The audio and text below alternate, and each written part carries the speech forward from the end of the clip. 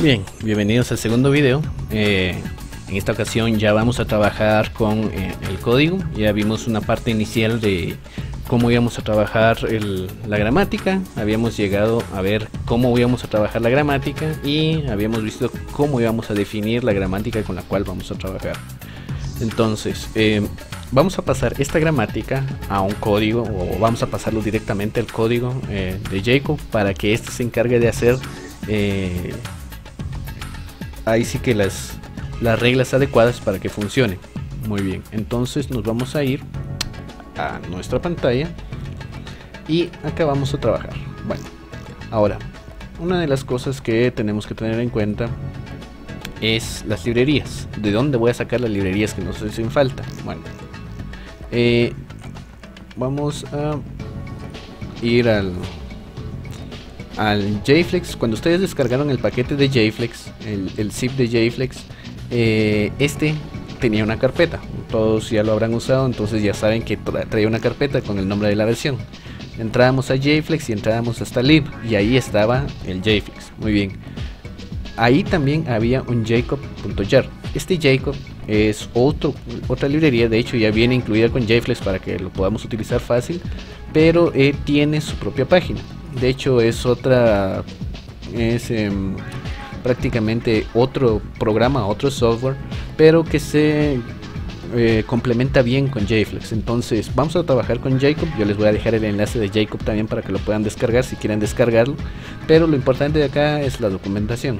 Siempre recuerden leer la documentación. Generalmente en el curso por el tiempo no nos da tiempo a ver todas las características, así es que es muy bueno que le den una revisada a todas estas, a toda la documentación, que no es muy extensa, pero denle una revisada, así saben qué características pueden utilizar para sus proyectos. Muy bien, entonces lo que normalmente vamos a hacer cuando lleguemos hasta la carpeta lib de JFlex es copiar estos dos y pasarlos a la carpeta libs. Recuerden que tienen que ir a la carpeta libs o colocar en la misma carpeta de sus proyectos la carpeta libs, igual como pueden leerlo de nuevo en el PDF que subí al portal, donde pueden encontrar cómo deben de crear sus proyectos y sus laboratorios. Entonces a la carpeta lib lo van a copiar. De hecho yo aquí ya las tengo copiadas, en Jacob y el JFlex, y entonces en sus proyectos lo único que tienen que hacer es añadir las dos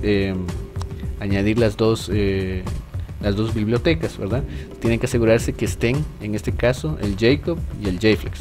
Una vez que estén esos dos, pues no hay ningún problema. Recuérdense siempre que lo van a hacer de manera con un path relativo, nunca lo agreguen con un path absoluto. De lo contrario, cuando lo pasen a otra máquina no va a funcionar. Entonces asegúrense de eso, ¿sí? Bueno, entonces, al igual que como hicimos con vamos a quitar esto por un momento. Al igual que como hicimos con JFlex, trabajamos un archivo que pudiera conectarnos al JFlex y enviarle los parámetros necesarios. Acá también con Jacob vamos a hacer exactamente lo mismo, ¿sí? Este Jacob necesita varias opciones para funcionar, ¿sí? Acá vamos a ver dónde se está llamando al JFlex. Por acá, aquí está dentro del try el catch. Aquí estamos haciendo la llamada al JFlex. Recuerdan que así más o menos así hacíamos, así tenemos el código del JFlex, pero lo que me importa ahorita es que vayamos a ver cómo se hace el del Jacob, ¿sí? También a este le puse Jacob para el generador, el auxiliar para generar los COP. Luego más adelante en el curso vamos a tener otro laboratorio donde vamos a ver cómo integrar el JFlex y el Jacob a la compilación de un solo, sin necesidad de estar pasando o ejecutando clases extra para generar todo. Entonces así solo le damos a ejecutar y solito va a compilar todo, pero por el momento lo vamos a ver así de manera separada. Muy bien, entonces el código sigue siendo el mismo. Nosotros le vamos a añadir opciones. Tenemos un array de opciones, ¿sí? De hecho son 5 opciones básicas que tenemos que crear, entonces por eso en las opciones tenemos aquí un string de 5. La opción 0 es un parámetro de desdir. El desdir es donde quiero yo colocar la clase resultante. A diferencia de JFlex, cuando le digo que genere una clase, yo solo le paso la dirección del archivo y en la misma dirección donde está el archivo me genera el archivo resultante. En este caso, en en Jacob no sucede así.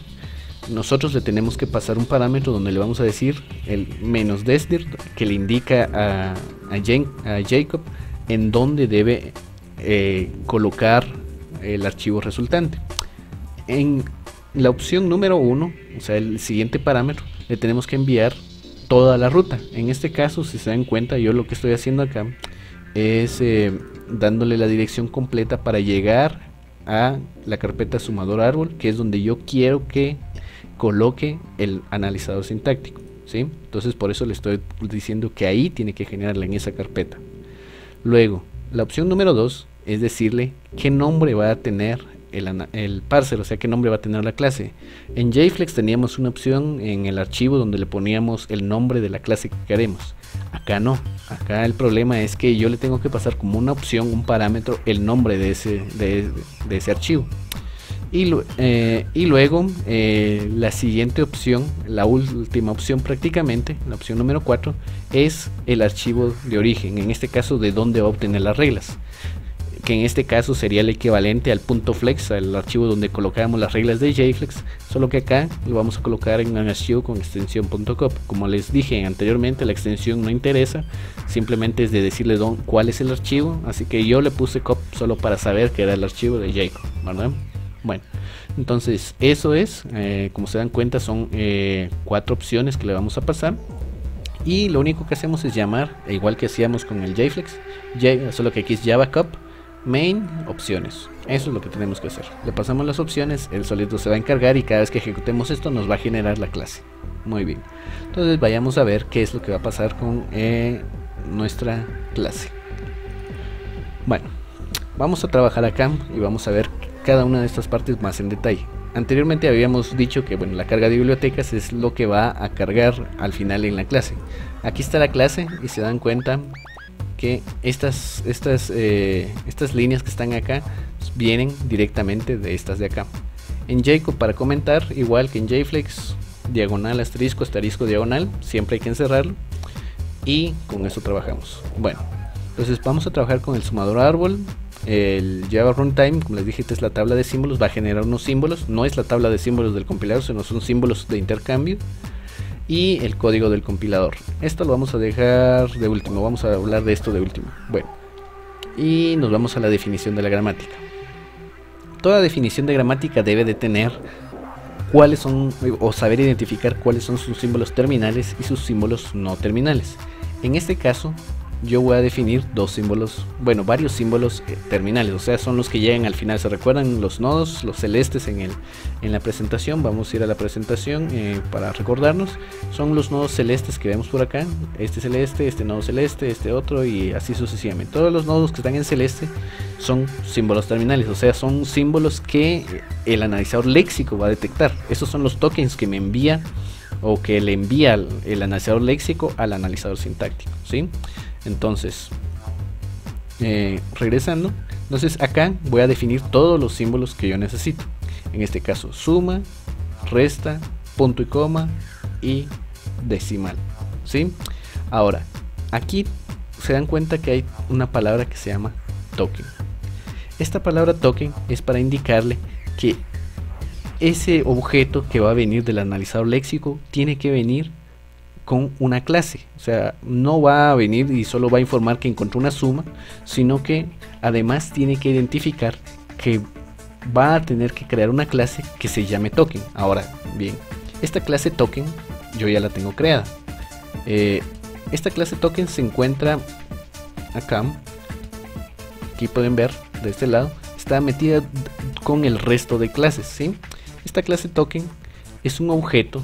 Se recordarán que les había mencionado en clase anteriormente que el analizador léxico envía varios elementos, un token que está compuesto por un montón de propiedades. Se recuerdan que les dije que podían llevar el número de fila, el número de columna, la cadena que encontraba, etcétera, etcétera.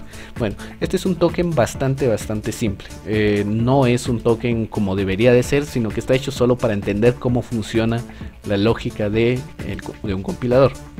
Entonces, acá pueden ver que yo tengo varias propiedades. La columna, esta me va a guardar en qué columna fue encontrado el token. La fila en que se encontró el token. El string, la cadena, normalmente son cadenas de texto que va a devolver el analizador léxico cuando sean tokens de texto, y cuando sean enteros de una vez me lo va a convertir a entero, o sea que ya va a venir convertido en un entero. Entonces a eso hay que tenerlo en cuenta. De ahí tiene sus constructores, con lo cual lleno yo la información.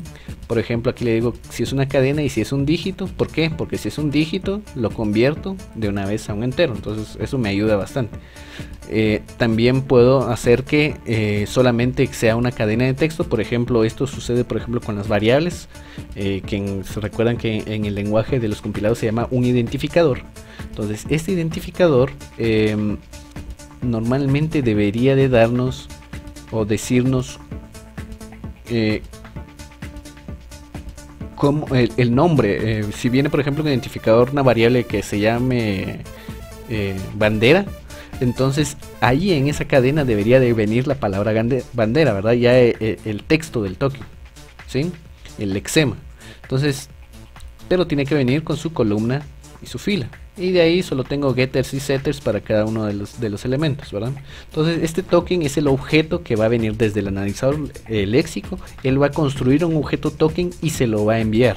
Entonces acá lo que le estoy diciendo es la clase que yo quiero que tenga. En este caso la clase se llama token, y todo lo que venga con decimal va a ser un token de esta manera.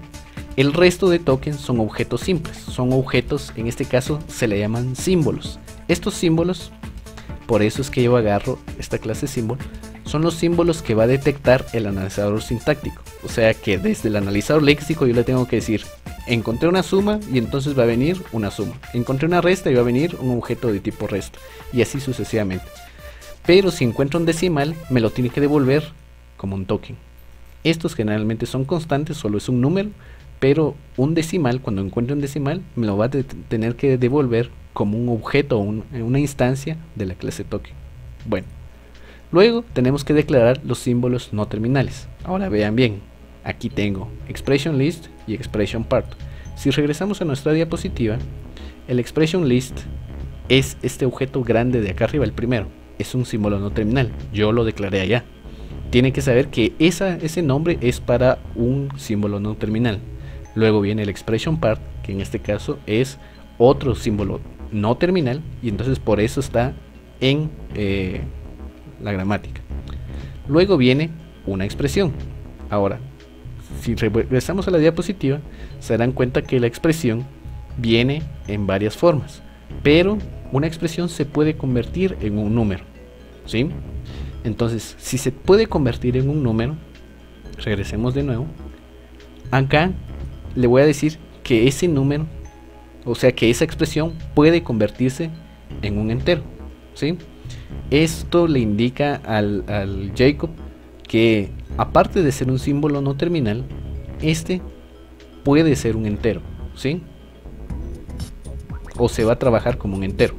¿Por qué? Bueno, ahora regresemos por qué se puede convertir en un entero. Si estamos haciendo esta operación, solo veamos esta operación acá. Esta la vamos a rodear acá. Esta expresión, solo vamos a trabajar con esta expresión de acá, ¿sí? Bueno, esta expresión que acabo de encerrar, que se puede dividir en otros elementos, puede generar una suma. Los símbolos no terminales que no devuelven nada, que son los que declara el expression list y el expression part, simplemente cuando regresan van subiendo. Ya cuando voy leyendo la información, estos ya no devuelven ya no tiene sentido que devuelvan un elemento, pero las expresiones sí. ¿Por qué? Esta expresión que ven acá, que tiene una suma de dos expresiones, yo puedo decir que esta expresión, cuando la vaya recorriendo en sentido contrario, o sea hacia arriba, vamos a poner aquí una flecha hacia arriba, yo la puedo retornar como un número. En vez de retornarla como una expresión, va a retornar acá con el número que yo quiero. En este caso el 34 va a retornar la expresión va a hacer un return y va a devolver un número 34. Esta otra va a devolver un número 56, ¿sí?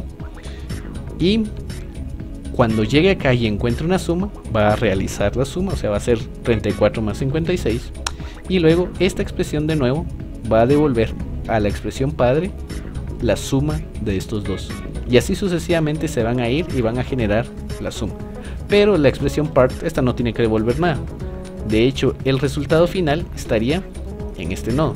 Cuando llegue a este nodo y ya no encuentre más, va a devolver el valor de la resta y la suma al mismo tiempo, ¿sí? Entonces la idea de colocarle en el código acá un integer es que este token este símbolo no terminal tiene que devolver de alguna manera un símbolo entero, ¿sí? Entonces así es como los tenemos declarado acá, siempre devuelve un número entero. Yo puedo cambiarle ahí que devuelva una clase, que devuelva cualquier otro tipo de objeto. En este caso yo decidí que devolviera un entero, al igual como hice acá con el token. Yo decidí que fuera un token, yo bien pude ponerle ahí que el decimal fuera un simple número, pero en este caso yo estoy decidiendo acá que la expresión sea una clase integer de Java. Muy bien, si se dan cuenta, para que lo noten, van separados por coma, coma y coma, pero este token con decimal no tiene coma, al igual que este integer con la expresión no tiene coma, que indica que es un tipo determinado, ¿verdad? Y luego la precedencia. La precedencia es a cuál de las dos operaciones va a tomar antes, la suma o la resta. En este caso le está diciendo que primero haga la precedencia por la izquierda de suma y después resta. Esto de las precedencias lo vamos a entender ya más adelante cuando veamos la generación de lenguajes. Ahorita solo nos interesa saber que primero va a tomar la suma y después va a tomar la resta. Muy bien. Y luego con la gramática. La gramática, ¿qué va a suceder? Aquí dice start with. Este start with, si voy a regresamos a nuestras diapositivas, una diapositiva antes, acá se pueden dar cuenta que hay una S. Acá vamos a... Esta S indica que es el símbolo inicial, es el punto de inicio, el start. Entonces, cuando estoy trabajando en el código, esta start with es mi S. Y le digo que el símbolo con que tiene que iniciar toda la producción es el expression list. El punto y coma aquí solamente denota que aquí termina mi línea, al igual que el resto de declaraciones terminan en punto y coma, ¿sí? Bueno, ahora el expression list va a generar este dos puntos igual. Es como que si yo trabajara en las diapositivas acá, en la parte donde ya estoy generando las producciones. En este caso el dos puntos igual es este elemento, ¿sí? Entonces vamos a regresar y acá en este punto ahora aquí le estoy diciendo que una expression list se va a convertir en una expression list, se puede convertir en varias expresiones y al final terminar con un expression part o ser un simple expression part, ¿sí? Es lo mismo que tenía declarada o que tengo declarado acá en la lista de expresiones, ¿sí? Esta misma segunda línea que vemos acá, esta línea acá, esta de acá, es la misma que nosotros vamos a ver en nuestro código, ¿sí? Bueno, entonces aquí está la expression part. Luego tenemos que una expression part se puede convertir en una expresión y un punto y coma, ¿sí? Esto ahorita dejémoslo sin nada, o sea, todavía no nos pongamos a ver para qué sirve. Solo va a detectar un punto y coma y una expresión, que es lo que tenemos declarado. De nuevo, regresamos en nuestra diapositiva, ¿verdad? Que se puede convertir en dos elementos, una expresión y un punto y coma, excepto que en el código ya tenemos que se convierte en un símbolo terminal, ¿verdad? Una coma. Luego esta expresión se deriva en otros elementos. En el decimal, una expresión sumada a otra expresión, una expresión restada a otra expresión. Aquí está el OR que me indica que puede convertirse en cualquiera de esas dos, al igual que acá, ¿sí? Al finalizar cada una de las producciones siempre hay que colocar un punto y coma, punto y coma, punto y coma. Eso indica que ahí termina la definición de nuestra gramática. Muy bien, entonces lo vamos a dejar por acá. Después vamos a ver qué es lo que sucede con nuestro analizador